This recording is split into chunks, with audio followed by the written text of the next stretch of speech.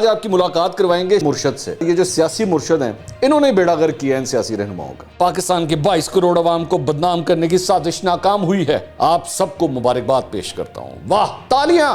عمران خان نے تو یہ سارا فیسیلیٹیٹ کیا ہے. اور نہ تو لو جنہوں فائدہ پہنچے. باجوہ صاحب ریٹائر ہو گئے ہیں, ان کو چین سے زندگی بسر کرنے دیں. پوری پی ٹی آئی جو ہے وہ جا کے فلور آف دا ہاؤس کھڑے ہو کے قاسم سوری کے لیے شرم کا مقام ہے. آج آنکھیں کھلی ہوئے ہے تو اسٹیبلشمنٹ کا بندہ ہے. السلام علیکم ناظرین, میں ہوں منصور علی خان. اپنے ڈیجیٹل چینل کے اوپر آپ کو خوش آمدید کہوں گا. ناظرین, آج 2 پریس کانفرنسیں ہوئی ہیں 2 پارٹی کے سربراہوں کی جانب سے. میں یہی کہوں گا, ایک عمران خان صاحب نے بھی کی اور ایک جو ہے وہ شہباز شریف صاحب نے بھی کی. اور دونوں میں کیا کیا تضادات ہیں, ظاہری بات ہے ہم کس لیے بیٹھے ہیں, اسی لیے بیٹھے ہیں آپ کو بتانے کے لیے کہ تضادات کیا کیا ہیں اس کے اندر. اور آپ کو آج آپ کی ملاقات کروائیں گے شہباز شریف صاحب کے مرشد سے. یہ مرشد کا لفظ جو ہے نا وہ عمران خان صاحب کے ساتھ جڑ گیا ہے. شہباز شریف صاحب کے پاس بھی ایک مرشد ہے, اور یہ جو مرشد ہے نا, یہ جو سیاسی مرشد ہیں انہوں نے بیڑا غرق کیا ہے ان سیاسی رہنماؤں کا. تو آج آپ کی ملاقات شہباز شریف کے مرشد سے کرواتے ہیں کہ وہ کس طرح بیڑا غرق کرتے ہیں شہباز شریف کا. تھوڑی دیر میں بھی میں آپ کو بتاتا ہوں. اور یہ مرشد جو ہے نا یہ سینئر لونڈے لپاڑے ہیں. یہ سینئر لونڈے, جس طرح اینکر ہوتے ہیں نا, اینکر اور سینئر اینکر, اس طرح لونڈا لپاڑا تو سینئر لونڈا لپاڑا بھی ہوتا ہے. اے بھی تمہیں دکھاتے ہیں کس طرح ہوتا ہے. خیر, سب سے پہلے ذرا ایک خبر آپ کو بتا دیں کہ حکومت نے طارق فاطمی صاحب کو وزیر اعظم کا معاون خصوصی جو ہے وہ مقرر کر دیا ہے, اور وہ معاون خصوصی برائے رابطہ کاری ہوں گے. ان کا عہدہ جو ہے وزیر مملکت کے برابر ہوگا. طارق فاطمی صاحب کا نام, میں ذرا صرف بیک گراؤنڈ آپ کو بتا دوں کہ ان کا نام ڈان لیکس کے حوالے سے وہ جو کیس ہوا تھا نا, ایک نوٹیفیکیشن از ریجیکٹڈ والا, یاد ہے آپ کو؟ ہاں, تو اس سارے معاملے کے اندر ان کا نام طارق فاطمی صاحب کا بھی نام تھا. اور اس سے قبل بھی حکومت نے جو ہے انہیں معاون خصوصی برائے خارجہ امور مقرر کیا تھا, لیکن اگلے دن ہی یہ عہدہ ان سے واپس لے لیا گیا تھا, کیونکہ میری اطلاعات کے مطابق اس وقت چند حلقوں کی جانب سے بڑا اعتراض ہوا تھا کہ ایک ہی کرتا جے, تو پھر وہ لپیٹو واپس ہو گیا تھا سارا. پنہ جنہوں جس طرح لپیٹ دے نا, گڈی اڑانا, اب تو کم ہی لوگ جو ہیں وہ گڈیاں اڑاتے ہیں, لیکن جنہوں نے اپنی جوانی میں گڈیاں اڑائی ہوئی ہیں ان کو پتہ ہے کہ پنہ کس طرح لپیٹا جاتا ہے, تو پھر پنہ لپیٹنا پڑا تھا. تو طارق فاطمی صاحب 2013 سے لے کے 2017 کے درمیان جو ہے اس وقت کے وزیر اعظم نواز شریف کے معاون خصوصی برائے خارجہ امور جو ہے اس وقت بھی وہ رہ چکے ہیں. تو ایک تو یہ خبر آپ کے ساتھ شیئر کرنی تھی. اچھا جی, اب آ جائیں مرشد کی جانب, شہباز شریف کے مرشد کی جانب. شہباز شریف صاحب نے آج ایک پریس کانفرنس کی. میں پریس کانفرنس میں بھی آتا ہوں, لیکن اس سے پہلے چونکہ میرے لیے ایک زیادہ, اس سے بھی زیادہ انٹرسٹنگ خبر ہے. اور یہ مرشد جو ہیں انہوں نے دوسری دفعہ یہ کارروائی ڈالی ہے. یہ پہلی دفعہ نہیں ہے, دوسری دفعہ انہوں نے کارروائی ڈالی ہے. اور بڑا ہی سخت سوال مرشد کی جانب سے کیا گیا ہے شہباز شریف صاحب سے. حنیف خالد صاحب ان کا نام ہے, بڑے سینئر صحافی ہیں. مجھے بلکہ افسوس بھی ہوتا ہے کہ مجھے نا ان سینئر صحافیوں کے حوالے سے مجھے گفتگو کرنی پڑتی ہے. I don't like it, frankly speaking I don't like it. لیکن کیا کریں, if I don't identify it, if I don't pin point this, if I don't talk about دس, تو یہ میرے خیال میں زیادتی ہوگی. اور میں یہ حنیف خالد صاحب کے جس قسم کے سوالات ہیں نا, میں اسی سے میں بات کرتا ہوں کہ یہ اس قسم کی جو فکسڈ پریس کانفرنسیں ہوتی ہیں نا مت کیا کریں. مجھے ویسے شہباز شریف صاحب کی پریس کانفرنس ہمیشہ ان اٹریکٹیو, مطلب میں کیا لفظ استعمال کروں, میں وداؤٹ اینی سبسٹنس لگتی ہے. ہی از اے ویری بیڈ اوریٹر. میں تو ہمیشہ یہ بات کہتا ہوں, ان کی تقریریں, ان کی پریس کانفرنسیں بہت بورنگ ہوتی ہیں, بہت زیادہ بورنگ ہوتی ہیں. اور میں آپ کو یقین کریں کہ میری نون لیگ کے اپنے چند لوگوں سے میری بات ہوئی, وہ خود بھی کہتے ہیں کہ یار تو ویسے صحیح کہنا ہے, مطلب ساڈا جو لیڈر ہے نا وہ بڑا ہی بور کرتا ہے. مجھے تو کبھی کبھار لگتا ہے کہ شہباز شریف صاحب جس دن پریس کانفرنس کرتے ہیں نا, اس دن ان کے کھبے اور سجے جتنے نون لیگ کے لیڈر ہوتے ہیں نا, وہ 2-3 کپ کافی پی کے بیٹھتے ہوں گے کہ نیند نہ آ جائے کسی طرح کہیں ہمیں, کیونکہ وہ اتنی بورنگ پریس کانفرنس کرتے ہیں. خیر, اب وہ اس کے بعد جب سوالات کا سلسلہ شروع ہوا تو حنیف خالد صاحب کی باری آئی. اچھا, حنیف خالد صاحب کے ساتھ یہ آپ میرا مائک دیکھ رہے ہیں, اس طرح کا مائک جو ہے نا وہ ان کے سامنے آیا, تو انہوں نے مائک پھاڑ لیا. انہوں نے کہا میں جان ہی نہیں دینا, میرے کول ہی رہے گا, جتنی دیر تک میں گل کر رہا ہوں. انہوں نے مائک ہی پکڑ لیا. انہوں نے کہا جناب وزیر اعظم, آپ ذرا گفتگو سنیں ذرا. جناب وزیر اعظم, آپ نے اپنے ابتدائی کلمات میں ڈیلی میل کے بارے میں جو اپالوجی کی گئی ہے اس سے دشمنوں کا منہ کالا, سچ کا بول بالا ہوا ہے. پاکستان کے 22 کروڑ عوام کو بدنام کرنے کی سازش ناکام ہوئی ہے. اس پر میں پوری قوم اور اپنی طرف سے آپ سب کو مبارکباد پیش کرتا ہوں. واہ تالیاں بجاؤ. کیا زبردست سوال کیا ہے, کیا زبردست سوال کیا ہے. یہ مرشد جو ہوتے ہیں نا, ایہو جو مرشد ہوتے ہیں جن کے بارے میں اکثر آپ کو کہتا ہوں نا کہ وہ چائے میں چینی ڈالی جاتی ہے, یہ چینی میں چائے ڈال دیتے ہیں, یہ چینی میں چائے ڈال دیتے ہیں. بھائی آپ ایک جرنلسٹ ہیں, سامنے وزیر اعظم بیٹھا ہوا ہے, سامنے وزیر خارجہ بیٹھا ہوا ہے, وزیر اطلاعات بیٹھی ہوئی ہے, فہد حسین بیٹھے ہوئے ہیں, مطلب یہ سب لوگ بیٹھے ہوئے ہیں, اور کوئی جج دا سوال کرو, کوئی مطلب کوئی گرلنگ سوال کریں, کوئی مزہ آئے کہ ہاں یار آپ نے کوئی کویسچن کیا. یہ حنیف خالد صاحب کا تعلق جو ہے نا جنگ گروپ سے. اب میں جنگ گروپ کے بارے میں کیا کہوں, میں نے خود بھی اس میں کام کیا ہوا ہے, میں نہیں کرنا چاہتا, میں کرٹیسائز اس کو زیادہ نہیں کرنا چاہتا, لیکن پھر بھی at least have some dignity for this profession for God سے. یہ جو کام, یہ ایگزیکٹلی یہ جو مرشدوں والا کام ہے نا, یہی کام پی ٹی آئی کے لونڈے لپاڑے یوٹیوب کے اوپر کرتے ہیں, ایگزیکٹلی یہی کام کرتے ہیں. اور یہ آپ کے حضور کا اقبال بلند ہو, کیا بات ہے, کیا بات ہے, کیا زبردست کام کر دیا جناب آپ نے. میں آپ کو مجھے طریقہ بتائیں میں کس طرح آپ کی تعریفیں کروں, مجھے طریقہ بتا دیں میں کس طرح آپ کی تعریفیں کر دوں. آپ جرنلسٹ کم اور سیلز مین زیادہ بن جاتے ہیں کہ جی اے ساڈا لیڈر ہے گا, اسی اینو ویچنا ہے, اے تہاڈی مہربانی اینو لے لو. اب میں تو اب یقین کیجئے جیسی حنیف خالد صاحب کے پاس یہ یوں کر کے مائک آیا نا اور انہوں نے پکڑا, میں کل اے لو جی ہن ویکھنا ان کی ہوتا ہے, تو میں ان کے بجائے یہ ان کے ساتھ آپ کو لیفٹ رائٹ کے اوپر جو باقی صحافی نظر آ رہے ہیں نا, میں ان کو دیکھ رہا تھا. کیونکہ میں آپ کو بتاؤں بینگ اے جرنلسٹ, میں نے اتنی پریس کانفرنس کور کی ہیں کہ میں جب بیٹھا ہوتا ہوں نا پریس کانفرنسوں میں, تو ہمیں وہ ہیبیچول جو کیریکٹرز ہوتے ہیں نا, ہمیں ان کا پتہ ہوتا ہے انہوں نے کہو جا سوال کرنا, کہو جا سوال کرنا ہمیں پتہ ہوتا ہے. اور پھر every one is laughing at this mockery of journalism کہ یار یہ کس قسم کا سوال تھا یہ. تو بہرحال یہ حنیف خالد صاحب نے اس سے پہلے بھی یہ پچھلی دفعہ بھی ایک پریس کانفرنس ہوئی تھی اسلام آباد میں, تب بھی انہوں نے اسی طرح کا سوال کیا تھا کہ جی میں آپ کو بڑی بڑی مبارکباد پیش کرتا ہوں اور آپ بڑا زبردست آپ نے کام کیا ہے. کوئی زبردست کام نہیں کیا حنیف خالد صاحب, کوئی زبردست کام نہیں کیا ہے, کوئی مبارکبادیں دینے کی ضرورت نہیں ہے. غریب مر رہا ہے آج, غریب اس مہنگائی کی چکی میں پس رہا ہے, سمجھ آئی. مجھے برائے مہربانی مجھے نا ملک کے حکمران کی تعریفیں نہیں سننی یہاں کے صحافیوں سے. مجھے آگ لگ جاتی ہے جب یہ ہمارے صحافی جو ہے نا وہ بیٹھ کے لوگوں کی تعریفیں کرنا شروع کر دیتے ہیں کہ جی کیا بات ہے, بڑا زبردست کام کر دیا جناب, او ہو یہی وہ مسیحا ہے جس کا ہم انتظار کر رہے تھے. پتہ نہیں میں کیا, آپ ذرا سنیں شہباز شریف صاحب نے اپنی پریس کانفرنس میں کیا باتیں کی ہیں, ذرا سنیے. انہوں نے کہا جی وزیر خزانہ اسحاق ڈار کی صدر سے ملاقات میری اجازت سے ہوئی ہے. انہوں نے پہلے ایکچولی جو پورا جو ایک بھاشن دیا نا وہ ڈیلی میل کے حوالے سے دیا, اور وہ ایکچولی تو بنتا بھی تھا. میں I will not take that away from him, کیونکہ ظاہری بات ہے 2019 سے ایک چیز شروع ہوئی تھی, اس میں رگڑا جا رہا تھا ان کو, کافی بار بار پی ٹی آئی ان کو رگڑی تھی. It is a big victory for them کہ اس اخبار کو جو ہے وہ اپنی اپالوجی جو ہے وہ شائع کرنی پڑی. اور یہ پولیٹیشین کا کام ہوتا ہے کہ اس نے پوائنٹ سکورنگ کرنی ہوتی ہے, اس کے ہاتھ میں جب کوئی پوائنٹ آ جائے جس میں اس کو ایج مل رہا ہو اپنے مخالفین کے اوپر, تو وہ پوائنٹ سکورنگ کرتا ہے. شہباز شریف صاحب نے کی اینو کہتے ہیں نا ملکنگ دا کاؤ, تو انہوں نے پوری طرح جیڑی مجھ ہے نا وہ پورا دودھ نکالیا انہوں نے کہ جی دیکھیں کتنی زیادتی ہوئی, ہمارے ساتھ یہ ہوا, وہ ہوا, یہ ہوا, یہ ہوا, وہ سارا انہوں نے بیٹھ کے. بٹ میں فرینکلی اسپیکنگ ایک عام پاکستانی ہونے کے ناطے بھائی میرے لیے سب سے بڑا پرابلم یہ ہے آپ کے یہاں پہ جو ڈالر کی سچویشن ہے اس کا کیا کرنا ہے. وہ آج جو 250 روپے کا مل رہا ہے اوپن مارکیٹ کے اندر, بلیک مارکیٹ کے اندر, اس کا کیا کرنا ہے آپ نے. میرے لیے سوال وہ ہے. تو اس کے اوپر انہوں نے کہا جی پاکستان کے لیے ایک کیا 100 قدم بھی آگے بڑھا سکتے ہیں. انہوں نے کہا کہ تالی ایک سے نہیں دونوں ہاتھوں سے بجتی ہے, پاکستان کی خاطر تمام اختلافات بھلا سکتے ہیں. سابقہ حکومت شریف خاندان نہیں بلکہ پاکستان کو بدنام کرنے کی کوشش کی. میں نے اعلان کیا کہ میں ان کے خلاف عدالت میں جاؤں گا. ڈیلی میل نے غیر مشروط معافی مانگی. انہوں نے کہا جی خواتین کو اس نے بے گناہ گرفتار کروایا اور اپنی بہن کو این آر او دیا گیا. عمران خان نے پاکستان کے ڈونرز کو گمراہ کرنے کی کوشش کی, شوکت خانم کے نام پر پیسے لے کر سیاست میں استعمال کیے, بے گناہ مریم کو گرفتار کروایا.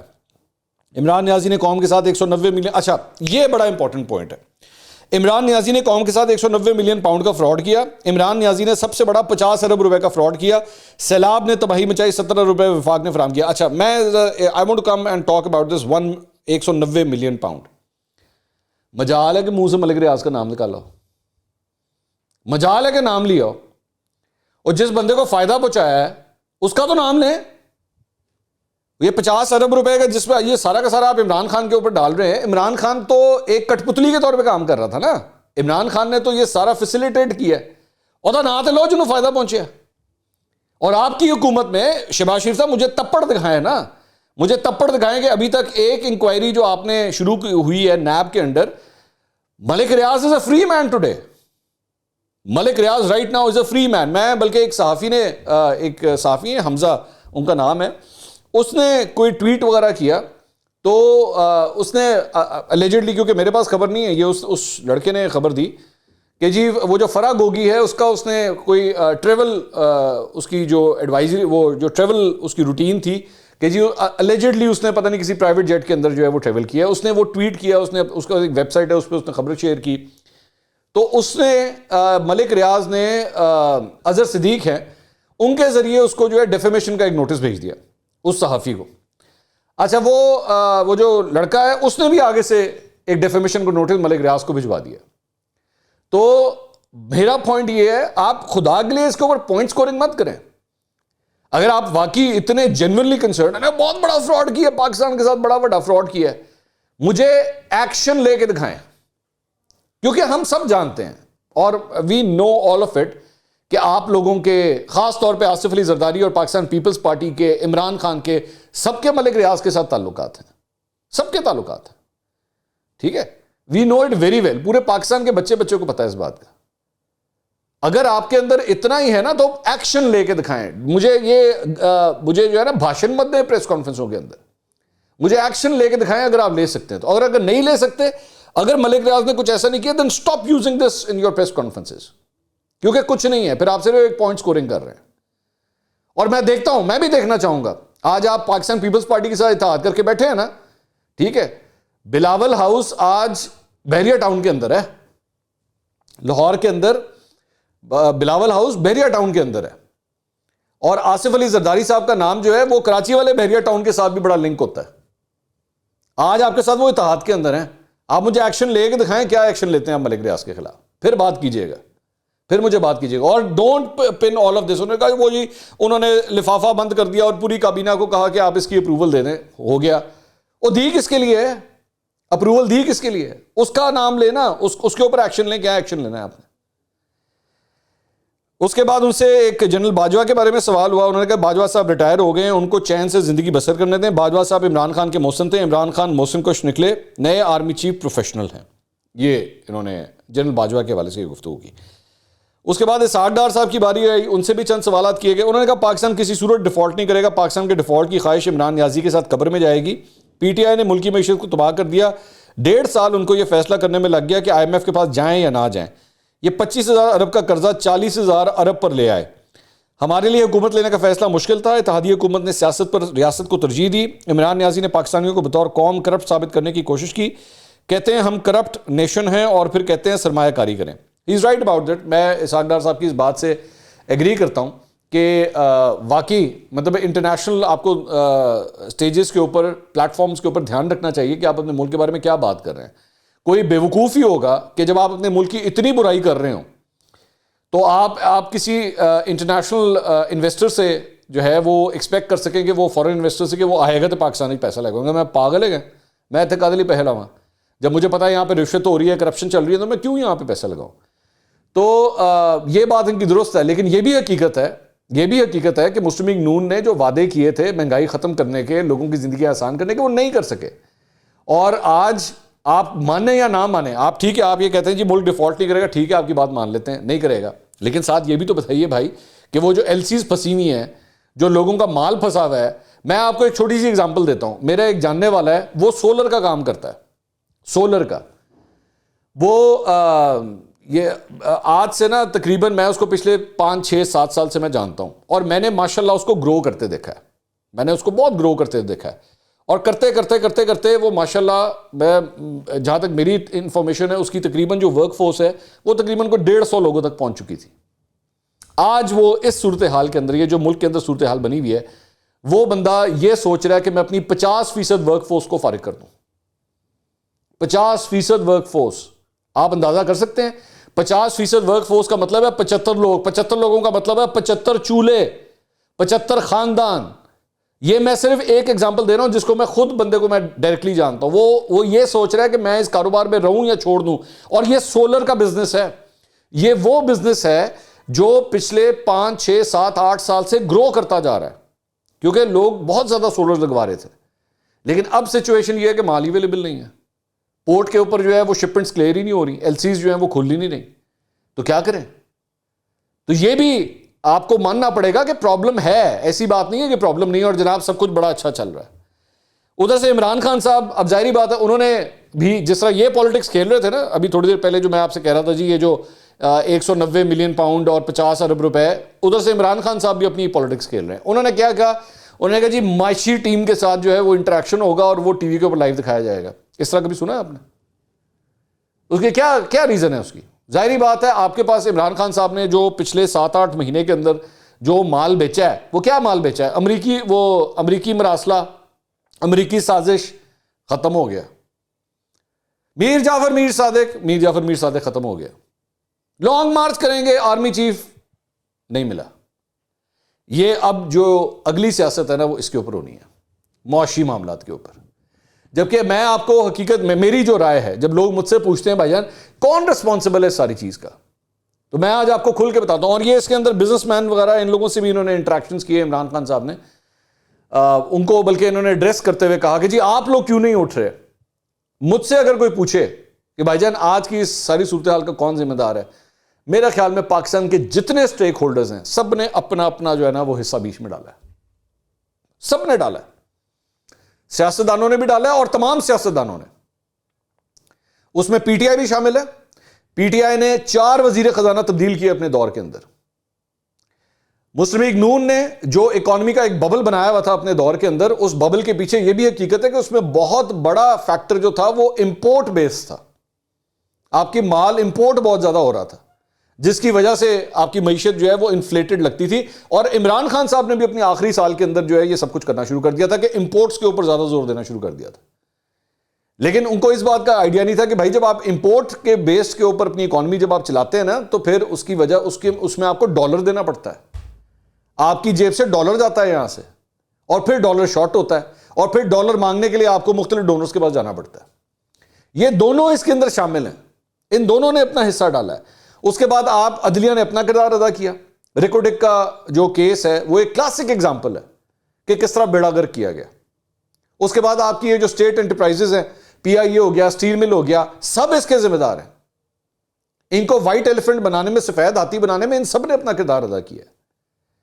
آپ کی اسٹیبلشمنٹ ہو گئی، انہوں نے اپنا کردار ادا کیا۔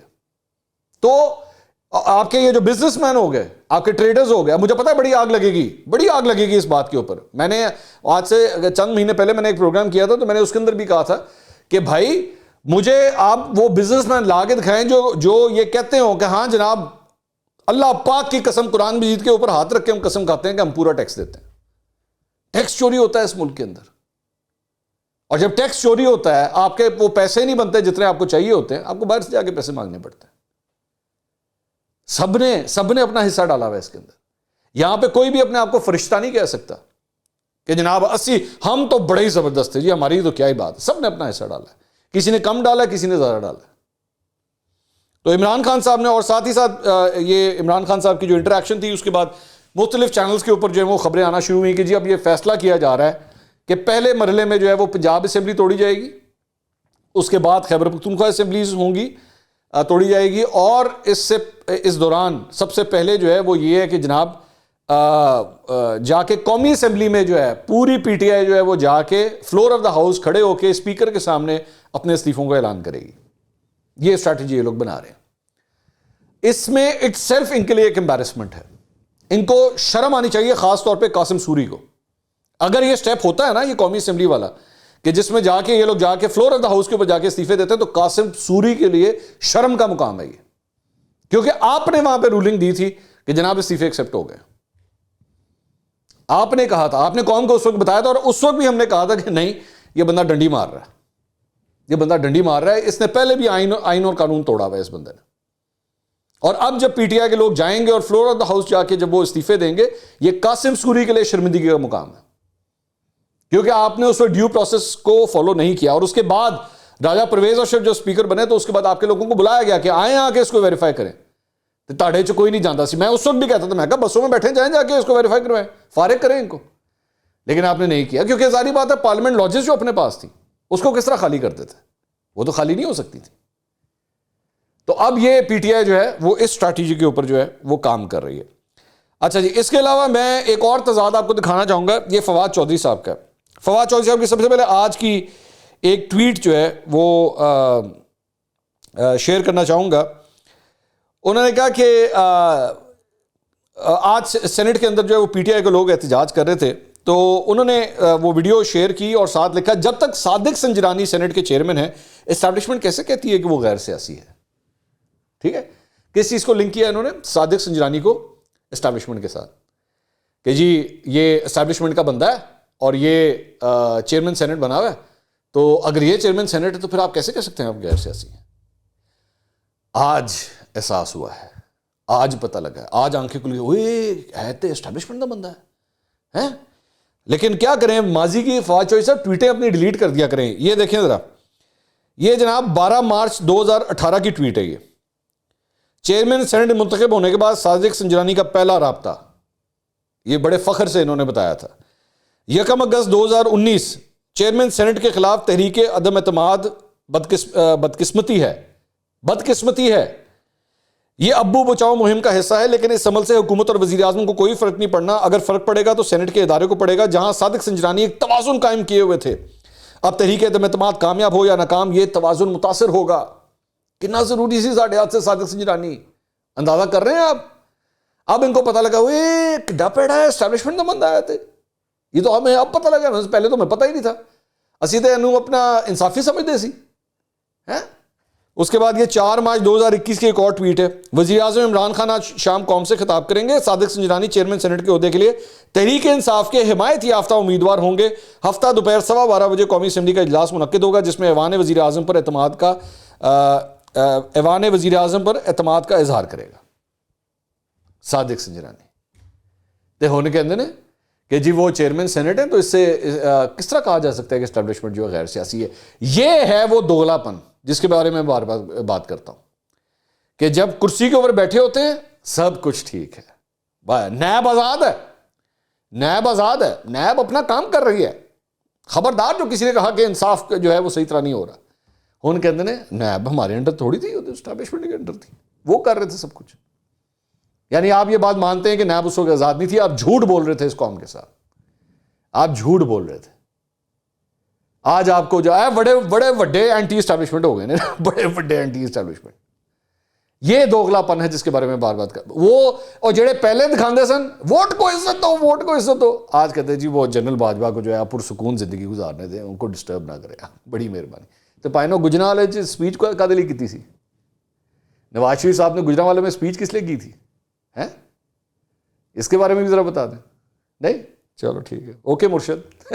اگلی ویڈیو میں دوبارہ ملاقات ہوگی. اللہ حافظ.